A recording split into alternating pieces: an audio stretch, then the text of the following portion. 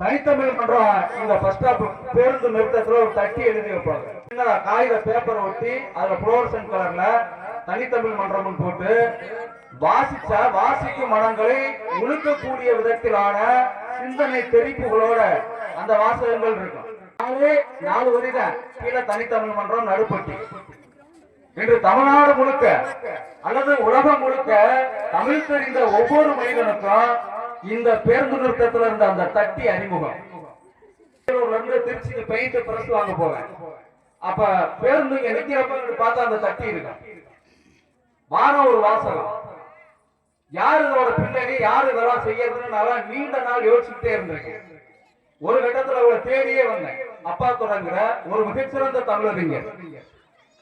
இன்று உலக தமிழர்கள் மத்தியில தமிழை நேசிக்கக்கூடிய ஒவ்வொரு ஆய்வாளருக்கும் அப்பா துறை தெரியும்.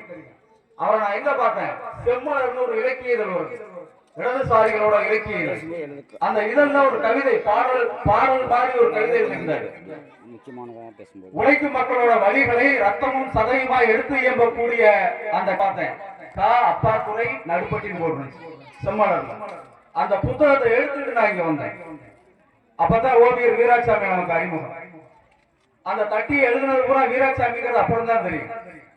இந்த தமிழறிஞர் அப்பா துறைக்கு ஒரு சிசி இருந்து அவருக்கான பல்வேறு உதவிகளை செய்து அவரின் முகமாகவே விளங்கி இன்று இந்த நடுப்பட்டி என்றால் தனித்தமிழ் மன்றம், இங்கு ஆகச்சிறந்த தமிழறிஞர்கள் முற்போக்காளர்கள் இருக்கிறார்கள் என்கின்ற ஒரு நிலைக்கு உயர்த்தியது அந்த தனித்தமிழ் மன்றம்.